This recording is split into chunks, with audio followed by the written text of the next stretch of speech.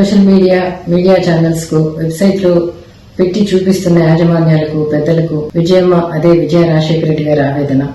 గత కొన్ని రోజులుగా వడ్డీ వారిస్తున్న అసత్య కథనాలను చూస్తుంటే మనసుకు చాలా చాలా బాధ అనిపిస్తుంది, కష్టం అనిపిస్తుంది.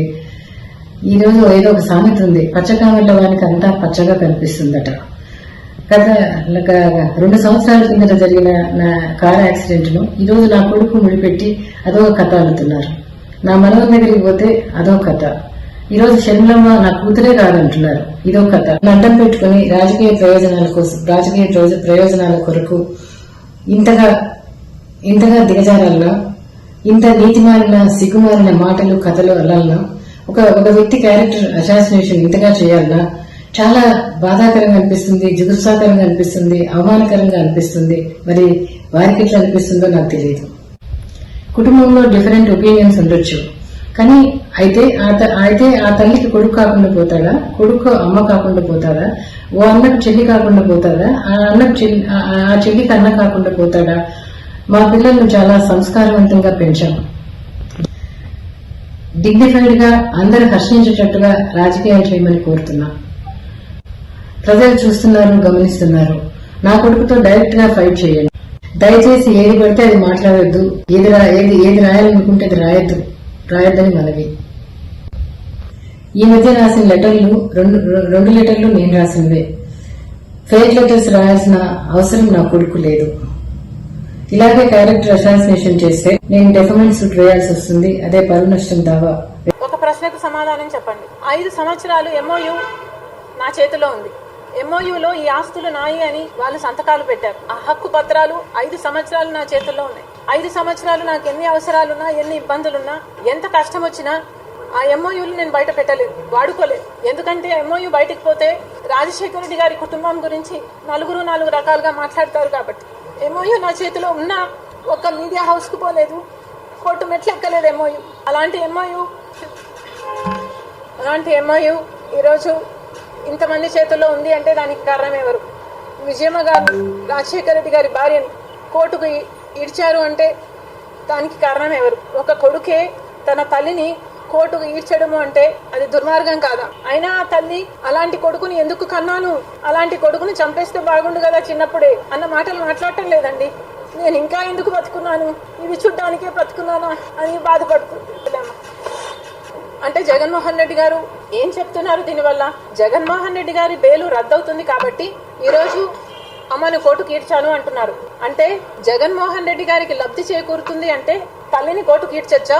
అదే కదా జగన్మోహన్ రెడ్డి గారు చేసింది. తనకి లాభం జరుగుతుంది అంటే తల్లిని కోర్టుకి ఈడ్చారు. అప్పుడు రాజశేఖర రెడ్డి గారి పేరు కూడా FIR లో చేర్చకపోతే, రాజశేఖర రెడ్డి గారి పేరు ఛార్జ్ షీట్ లో లేకపోతే జగన్మోహన్ రెడ్డి గారు బయటపడటం అసాధ్యము అని పొనుగోలు సుధాకర్ గారు 3 కోట్ల చుట్టూ తిరిగి రాజశేఖర రెడ్డి గారి పేరును CBI ఛార్జ్ షీట్ లో చేర్పించారు.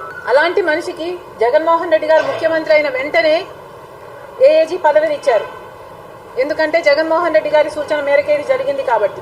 అంటే తనకు లాభం జరుగుతుంది అంటే అమ్మను కోర్టుకైనా ఇడుస్తారు, తనకు లాభం జరుగుతుంది అనుకుంటే నాన్న పేరును FIR లో ఛార్జ్ షీట్ లో కూడా చేర్పిస్తారు. ఇది కాదా జగన్మోహన్ రెడ్డి గారు చేసింది? తనకు మేలు జరుగుతుంది అనుకుంటే చెల్లెల్ని వాడుకుంటారు, తనకు అవసరం లేదు అనుకుంటే తొక్కేస్తారు. వైసీపీ నాయకులు, కార్యకర్తలు ఆలోచించుకోవాల్సిన అవసరం ఉంది. ఈరోజు ఇంతమంది ముందు నిలబడి నేను ఇంత ధైర్యంగా మాట్లాడుతున్నాను అంటే దానికి కారణం తప్పు చేసింది నేను కాదు అని నాకు తెలుసు కాబట్టి. మీరు అడిగారు కాబట్టి ఒక్క ఉదాహరణ చెప్తా. ఏమమ్మా షర్మిలమ్మ గారు, అసలు ఇదంతా ఎందుకు, మీరు ఎందుకు మీ అన్న పైన యుద్ధం ప్రకటిస్తా ఉన్నారు అనంటే, నాకు సరస్వతి గురించి కొన్ని ప్రాబ్లమ్స్ ఉన్నాయి. ఆ ప్రాబ్లమ్స్ సాల్వ్ కావాలనంటే చంద్రబాబు నాయుడు సహకారం కావాలి. చంద్రబాబు నాయుడు సహకారం కావాలని అంటే జగన్మోహన్ రెడ్డి గారిని ఈ రకంగా చేస్తేనే ఇది సాధ్యమవుతుంది అన్నటువంటిది ఆమె ఇచ్చినటువంటి. ఈ పరిస్థితికి తప్పకుండా 100% షర్మిల గారే కారకురాలు అన్నటువంటి విషయాన్ని నేను చాలా స్పష్టంగా చెప్తా ఉన్నా.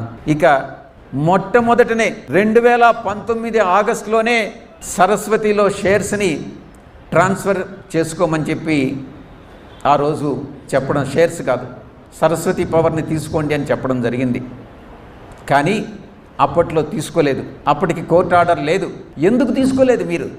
మీరు తీసుకోలేదానికి కారణం అప్పట్లో 200 కోట్ల రూపాయలు ఫీజు చెల్లించాల్సి వస్తుంది అని అన్నటువంటి విషయాన్ని దృష్టిలో పెట్టుకొని, కేంద్రంలో ఏదో అమెండ్మెంట్స్ రాబోతున్నాయి అన్నటువంటి విషయాన్ని దృష్టిలో పెట్టుకొని మీరు ఆ రోజు తీసుకోలేదు.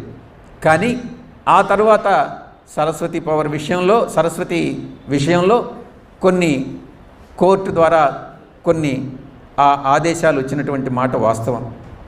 దాన్ని ఏమీ చేయలేనటువంటి పరిస్థితిలో మనం ఈరోజు అలాగే ఉంచేయాల్సినటువంటి అవసరం ఏర్పడింది.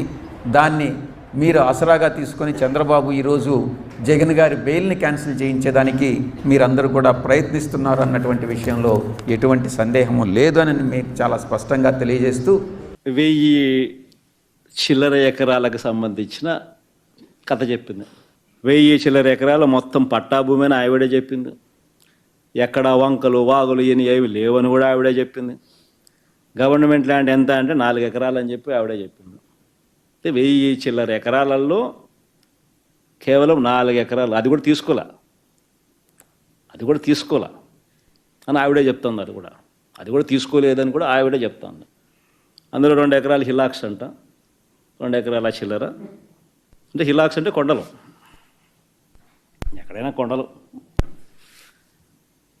ఇంకా 1 ఎకరా చిల్లర డాటెడ్ ల్యాండ్స్ అంట. దీనికి పవన్ కళ్యాణ్ అనే వ్యక్తి ఆడికి పోవడం, ఆడు ఏమేమో జరుగుతుందని చెప్పడం, మాట్లాడడం ఆశ్చర్యం కలిగిస్తా ఉంది. నిజంగా చెప్పానంటే పక్కనే భవ్య సిమెంట్స్ వాళ్ళు, ఈ సరస్వతి సిమెంట్స్ పక్కనే భవ్య సిమెంట్ వాళ్ళు ఎకరా 50,000 రూపాయలు కొన్నారు. 50,000 నుంచి 90,000 రూపాయల లోపు. ఎకరా 50,000 నుంచి 90,000 రూపాయలకు వాళ్ళు కొంటే వాళ్ళకు పక్కనే మంతే. ఒక సంవత్సరం తర్వాత మనము ఎకరా ఎంత కొన్నాను తెలుసా? 3 లక్షలు తక్కువ కొనలే. అక్కడ గ్రామ సభ పెట్టి మా వాళ్ళు అక్కడ రైతులు సంతోషంగా ఉండేదానికోసం ఎంత రేటు కావాలనో వాళ్ళని అడగండి అన్నాం. 2,70,000 ఇస్తే బాగుంటుంది అని చెప్పి అక్కడి నుంచి గ్రామ సభ నుంచి వచ్చింది నాకు. మా వాళ్ళు నాకు వచ్చి అన్న 2,70,000 ఎక్స్పెక్ట్ చేస్తా అన్నాను రైతులంటే. నేనన్నా వాళ్ళు 2,70,000 అంటున్నారు, 3 లక్షలు ఇచ్చి ఇంకా సంతోషపెట్టండి అని చెప్పి నేను 3 లక్షలు ఇచ్చిన. ఈ మనిషి అంటాడు మళ్ళా నీళ్ళు అంట. అదే ఎంఆర్ఓ వచ్చినట్టు ప్లే చేద్దాం ఒకసారి, అందరం విందాం ఒకసారి. ఏ విలేజ్లో ఎంత ఇచ్చారని చెప్పి మార్నింగ్ మనకి న్యూస్ ద్వారా తెలిసింది. దానికి సంబంధించి మేము ఈరోజు మాచవరం మండలంలో మాకు 3 విలేజెస్కి ఇలా సరస్వతి పవర్ సంస్థకి మేము ల్యాండ్స్ ఇచ్చాము, పట్టా ల్యాండ్స్ ఇచ్చాము. అన్ని పట్టా ల్యాండ్సే ఇచ్చాము. అవి మాకు చెన్నైపాలెంలో 272.96 ఎకరాలు, తర్వాత పిన్నెల్లిలో 93.79 ఎకరాలు, వేమవరంలో 710.63 ఎకరాలు, టోటల్గా 1073.38 ఎకరాలు. మేము అంతా కూడా అది పట్టా ల్యాండే. దీనిలో చెరువులు కానీ వాగులు కుంటలు అలాంటివి ఏం లేవు, వాటర్ బాడీస్ కూడా ఏం లేవు. తర్వాత గవర్నమెంట్ ల్యాండ్స్ ఏంటంటే పిన్నెల్లిలో 2.87, వేమవరంలో 1.44, మొత్తం 4.31 గవర్నమెంట్ ల్యాండ్స్ చూపించారు. అవి మేము తీసుకోలేదు. కాబట్టి ఈ గవర్నమెంట్ ల్యాండ్స్ ఏంటంటే హిల్లాకు పిన్నెల్లిలో, తర్వాత వేమవరంలోనేమో డాటెడ్ ల్యాండ్స్, అవి మేము తీసుకోలేదండి.